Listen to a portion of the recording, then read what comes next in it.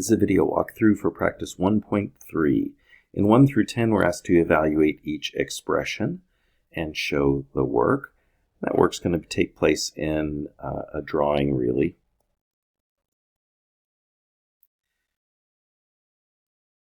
Since we have a 60-degree angle, I'm going to draw a picture of that. That'd be a quadrant 1 angle. And our angle theta is 60 degrees. In a 30, 60, 90 triangle, the smallest side is 1, larger leg is square root of 3, and the hypotenuse 2. And so our expression is 3 minus 14 times whatever the cosine of 60 degrees is. Now that we have a picture of the reference triangle, cosine of 60 degrees is adjacent over hypotenuse, so that's 3 minus 14 times a half, which is 7, so final answer here of -4. In 2, we're going to draw a triangle with a 45-degree angle. So that will again be a quadrant 1 angle, 45 degrees. And in our 45, 45, 90 triangle, the two legs are 1 and the hypotenuse square root of 2. So our expression is 3 times the square root of 2 plus 10 times the sine of 45, which is the opposite over the hypotenuse, which is 1 over the square root of 2. In rationalized form, that's square root of 2 over 2. So now we have 3 times the square root of 2 plus, and multiplying, that's 5 times the square root of 2. Those are like radicals, so 8 times the square root of 2 is our final answer. In number 3, we have a 225-degree angle. So that's not going to be a quadrant 1 angle. 225 degrees is a 180-degree rotation plus an additional 45 degrees. So we're going to have a 45-degree reference angle. And in our 45, 45 right triangle, both of the legs are 1. However, the adjacent leg needs to have a length of -1 since it's pointing to the left. And the opposite leg needs to have a length of -1 since it's pointing downward. This endpoint of the terminal side is in quadrant 3 where both x and y, or a and b, are negative. Hypotenuse is always positive, that's the square root of 2. So 7 minus the tangent of 225, and tangent of 225 is opposite over adjacent, which is -1 over -1, which is +1, so 7 minus 1 is 6. In 4, we have a 150-degree angle, and 150 degrees is starting on the positive x-axis, rotating 150 degrees, puts us 30 degrees shy of 180 degrees, so we're going to have a 30, 60, 90 reference triangle, and the opposite side is +1. The adjacent negative square root of 3, because in quadrant 1, y is positive and x is negative, and then our hypotenuse is always positive, and that's 2. So the expression is 4 minus 15 times the tangent of 150. And the tangent of 150 is opposite over adjacent. That's 1 over negative square root of 3. When we rationalize that, that's negative square root of 3 over 3. So that gives us 4 minus -5 times the square root of 3. So 4 plus 5 times the square root of 3. Those are unlike terms, so that's as far as we can go with that expression. In 5, we have a 270-degree angle. So when we draw a 270-degree angle, its initial side is on the positive x-axis. That's a 3/4 turn. So the terminal side is on the negative y-axis.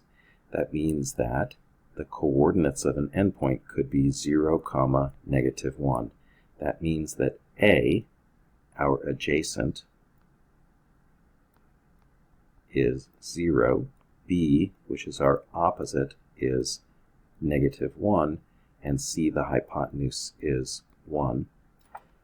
So evaluating the expression, 1 minus 4 times the sine of 270, and the sine would be opposite over hypotenuse. That's -1 over +1, which is -1. So now we have 1 plus 4, which gives us 5.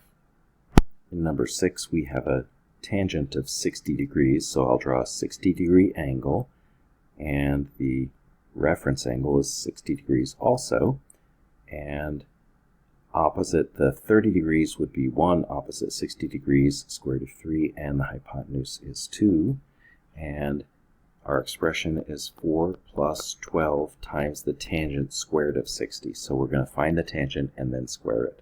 So the tangent is opposite over adjacent. That's going to be the square root of 3 over 1, which is the square root of 3. So now we have to do our squaring first. The square root of 3 squared is 3, and then we have 4 plus 36 is 40. In 7, we have a 210-degree angle. So to find the terminal side for a 210-degree angle, we're going to rotate 180 degrees plus an additional 30 degrees. And so 30 degrees is our reference angle. And that means that opposite the 30 is -1 because that side is hanging down. And opposite the 60 is negative square root of 3 because that side is pointing to the left, and then our hypotenuse is 2. Remember, when we're in quadrant 3, both x and y are negative. So 5 minus 12 times whatever the sine of 210 degrees is, and then we're going to square it. So the sine of 210 is opposite over hypotenuse, that's -1/2. So we need to square first. -1/2 squared is +1/4, and then do the multiplication. That's 5 minus 3, which gives us a final result of 2. In number 8, we have a 315-degree angle. So in standard position, that starts on the positive x-axis and rotates 180, 270, and that would be 45 more degrees to reach 315. The reference angle for the triangle is 45 because 315 plus 45 is 360. And our sides on that are -1 is the vertical side, +1 is the horizontal side, and square root of 2 is the hypotenuse. Remember, when we're in quadrant 4, the x values are positive and y values are negative.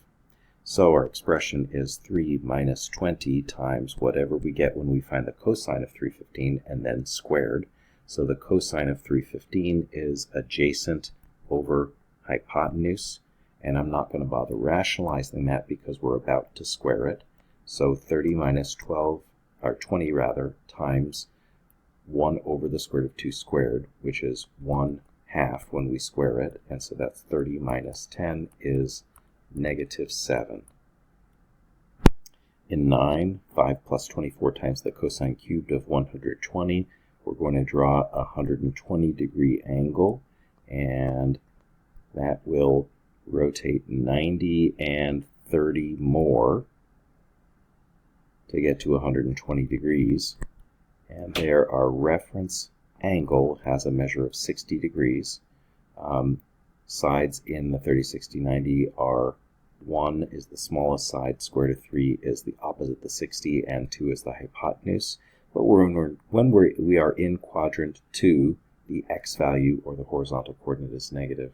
So we have 5 plus 24 times the cube of whatever we have for the cosine of 120. Cosine of 120 is adjacent over hypotenuse. So that's equal to 5 plus 24 times, and -1/2 times -1/2 times -1/2 is -1/8. So 5 plus -3, 24 times 1/8 is -3, and so 5 plus -3 is +2. In 10, we're working with a 300-degree angle. So in standard position, we start on the positive x-axis and then rotate 270 degrees to get a 3/4 turn. An additional 30 degrees from there will bring us to 300. The reference angle, however, is 60 degrees. That's 300. Taken away from 360 gives us 60 degrees. And so this is a 30, 60, 90 triangle. The small side is 1. The side opposite the 60-degree angle is the square root of 3, but it's negative because our y values are negative in quadrant 4, and hypotenuse 2. So this is 1 plus 5 times the tangent cubed of 300. So we're going to cube the tangent value, which is negative square root of 3. Remember that when we cube, we multiply negative square root of 3 times negative square root of 3 times negative square root of 3. So we have a negative times a negative times a negative, which would be a negative. So 1 minus 5 times, and the square root of 3 times the square root of 3 is 3. And then we have an extra factor of the square root of 3. So this would be 1 minus 15 times the square root of 3. Final answer. Unlike terms, those do not combine. In 11 through 20, we're asked to solve each equation for theta if theta is a number between 0 and 360. So we're looking for where sine of theta is equal to the square root of 3 over 2. And what we know about our quadrants is that all functions are positive in quadrant 1. Sine is only positive in quadrant 2. Tangent is positive only in quadrant 3, and cosine is positive only in quadrant 4. So if sine is positive, we are looking for angles that reside in quadrants 1 and 2. So let's make a quadrant 1 drawing to find our first solution. In quadrant 1, we want sine to be opposite over hypotenuse, and so opposite will be the square root of 3. Opposite will always be our vertical side, and hypotenuse 2, that means that our adjacent must be 1. That's going to be a 60-degree angle, and so 60 is going to be one of our solutions. Now let's make a quadrant 2 picture. So in quadrant 2, we're actually going to have the same reference triangle,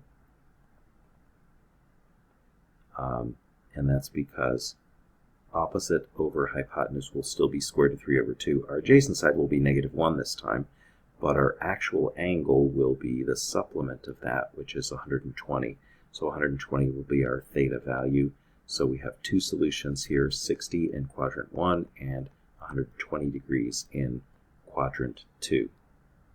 In 12, we are looking for where cosine is positive square root of 2 over 2.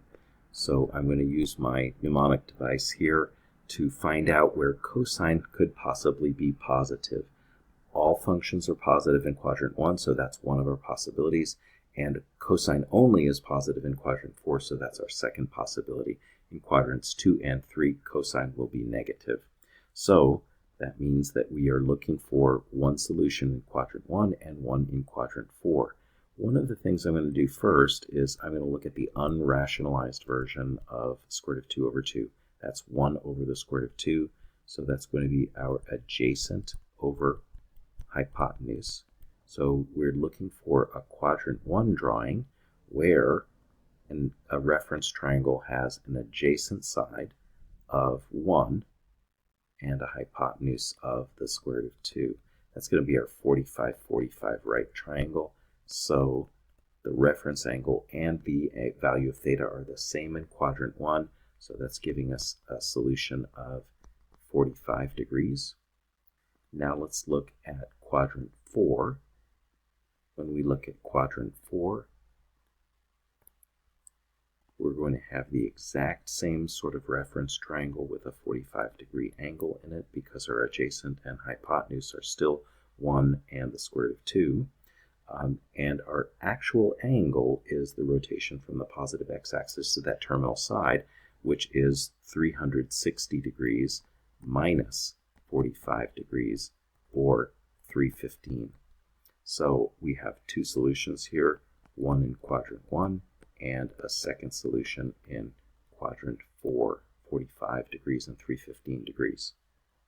In number 13, we're looking for an angle where tangent is positive square root of 3 over 3. So I'm going to use my mnemonic device here, and look for when tangent is positive. Well, tangent, all functions are positive in quadrant 1, and tangent is positive in quadrant 3. So we shall get two solutions, one in quadrant 1 and one quadrant 3. And so let's draw a picture of quadrant 1 first. Before we do that, we may want to write an unrationalized version of this expression right here. The square root of 3 over 3 came from 1 over the square root of 3 before it was rationalized. So our tangent value is 1 over the square root of 3. That's going to be the opposite over the adjacent. So our opposite side in our reference triangle is 1, and the adjacent side is square root of 3. And our hypotenuse, of course, is 2, and that means that this must be a 30-degree reference angle, so that's going to give us a theta of 30 degrees. Now let's make a drawing in quadrant 3. We're going to picture the exact same reference triangle.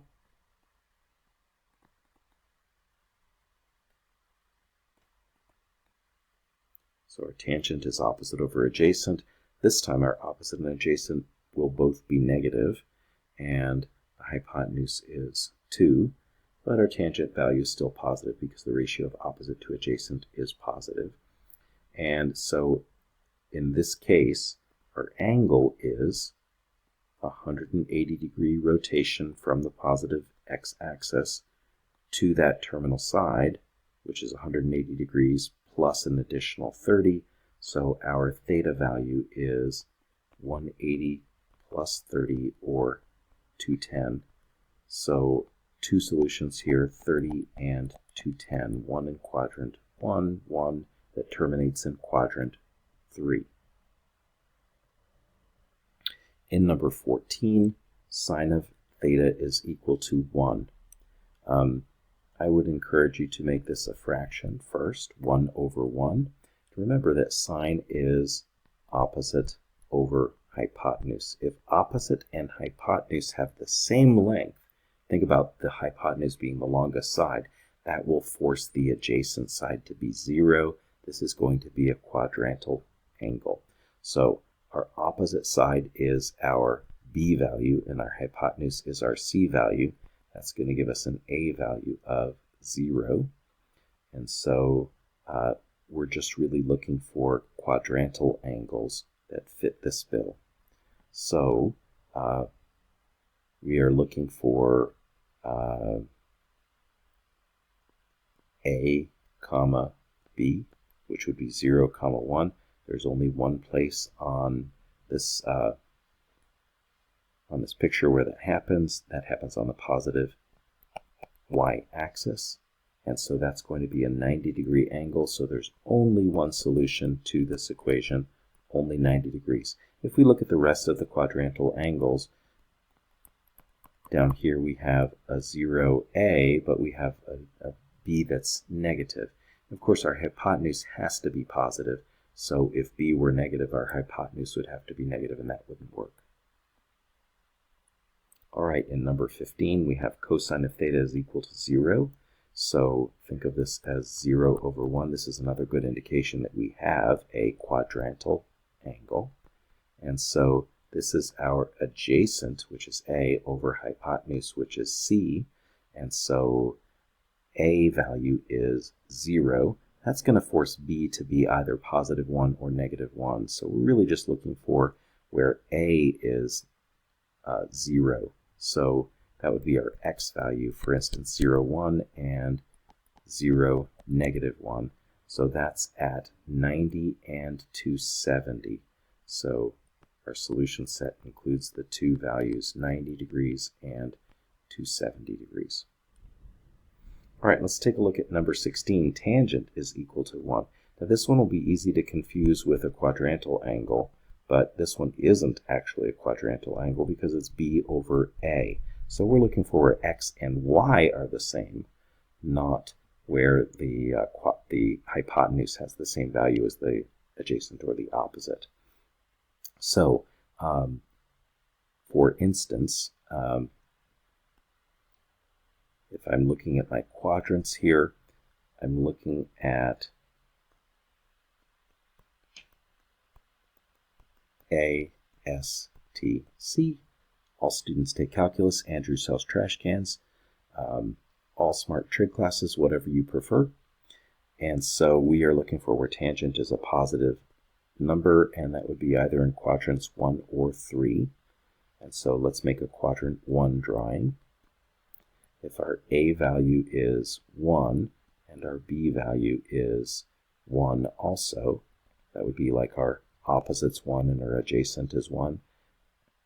Hypotenuse has got to be the square root of 2. That's a 45-degree angle, so that's giving us a theta of 45.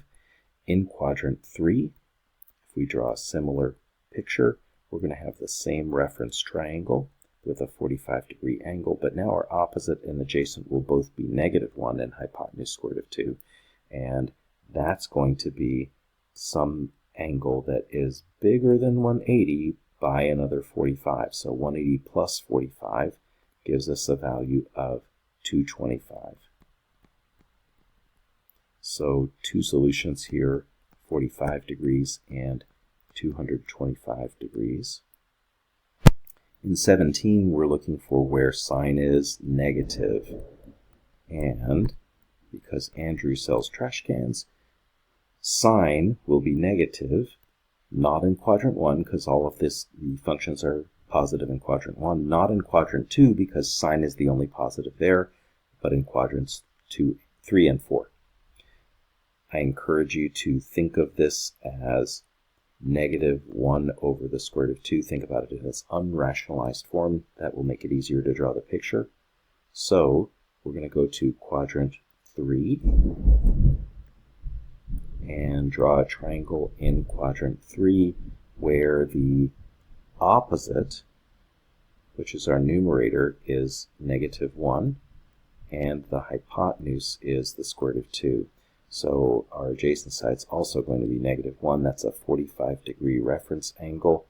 But in quadrant 3, to get the actual value of theta, we need to go 180 plus another 45, which is going to give us 225 degrees is the value of theta for that quadrant. And then, well, let's go to quadrant 4. We'll picture the exact same reference triangle. And our opposite side is -1. Our adjacent side this time will be +1 and hypotenuse square root of 2. Reference angle is 45. To find the actual angle, we need to subtract from 360 because that angle plus 45 should be 360. So that's our theta value, which is 360 minus 45, which is 315. So we're going to have two solutions here, 225 degrees and 315 degrees. In 18, we're looking for where cosine is negative. Cosine is negative on the left side where the adjacent side will be negative. And so we're looking in quadrants 2 and 3. So let's make a picture for quadrant 2. And remember that this is our adjacent over hypotenuse. So cosine is -1/2 means that our adjacent side can be represented with a -1. And our hypotenuse with a 2. That means our longer side will be the opposite, square root of 3. It'll be positive in quadrant 2. And that's going to be a 60-degree reference angle. That means our angle theta has to be the supplement of 60 degrees, which would be 120 degrees as theta. Now let's make a picture for the quadrant 3 solution. And so here we're going to draw a very similar reference triangle. Its adjacent side still -1, hypotenuse still 2, but its opposite side will now be the negative square root of 3. So we still have a 60-degree reference. To get the actual angle, we're rotating a half turn from the positive x-axis plus an additional 60 degrees. So that will give us our theta value of 180 plus 60, which is 240. So that means that solution set is 120 degrees and 240 degrees. In 19, we're solving the equation tangent theta is equal to negative square root of 3. So I'm looking for where tangent is negative. Tangent is negative in quadrants 2 and 4. And so I'm going to make a quadrant 2 picture. And you can put that negative square root of 3 over 1. In quadrant 2, our reference triangle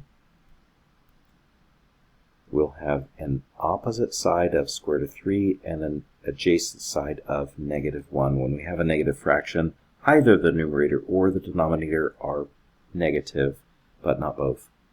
So that's going to give us a 2 hypotenuse. That's going to be a 60-degree reference in quadrant 2. The actual angle is the supplement of 60 degrees, or 120.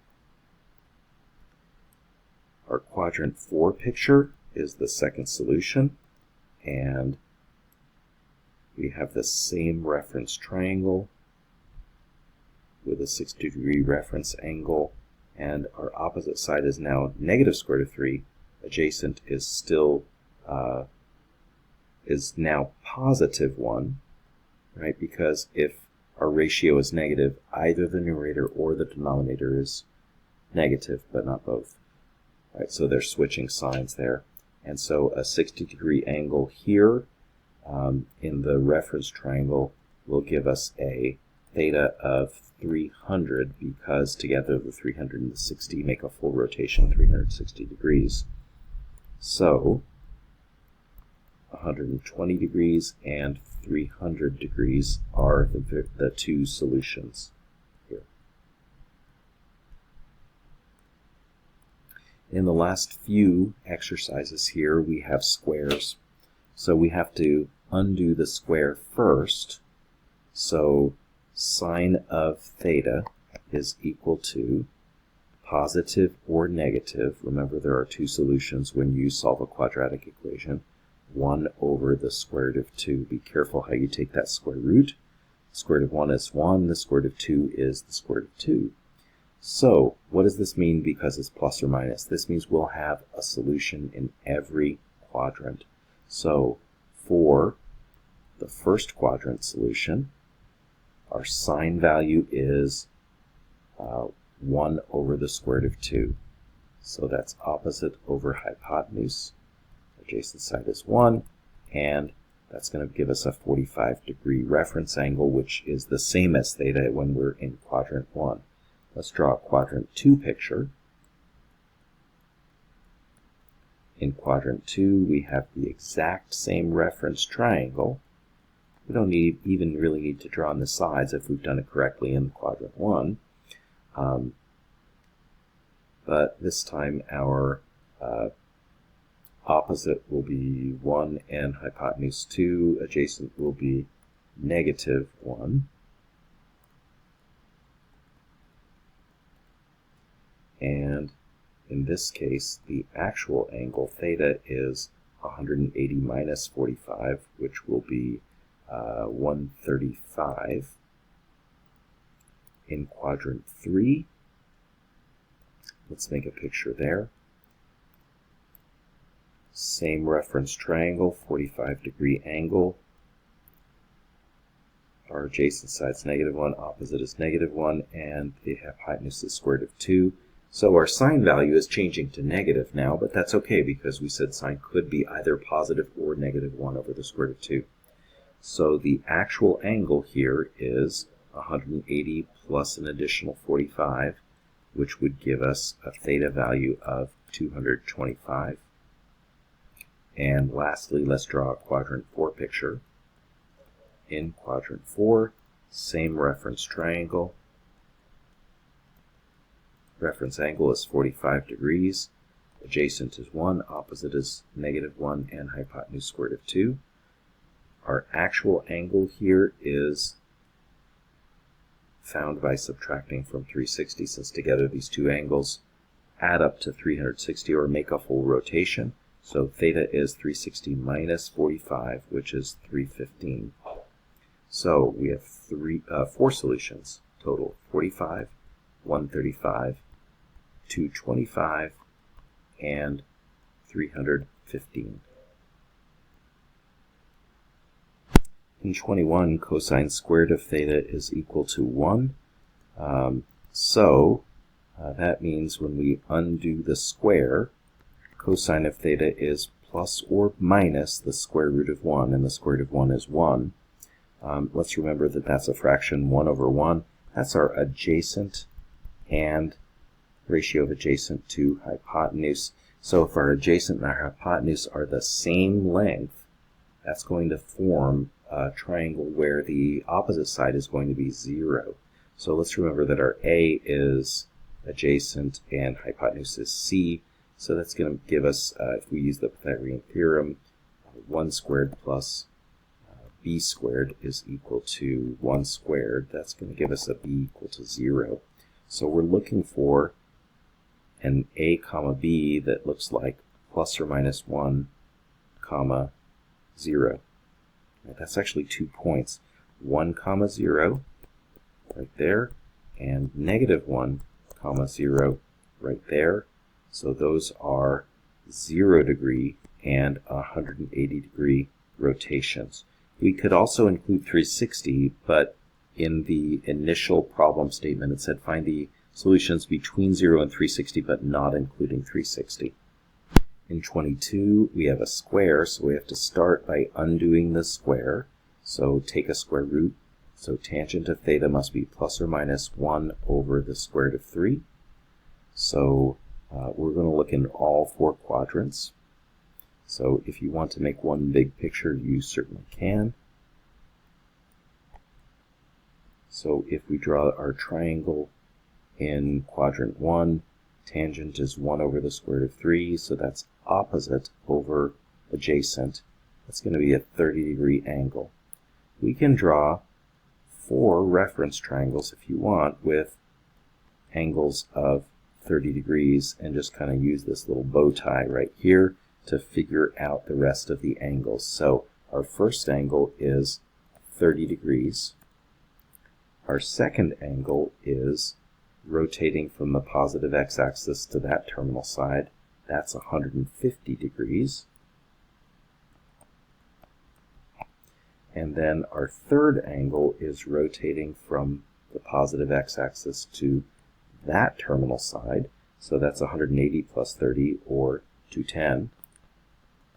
And our last angle is formed by rotating from the positive x-axis to the last terminal side, which is 360 minus 30, or 330.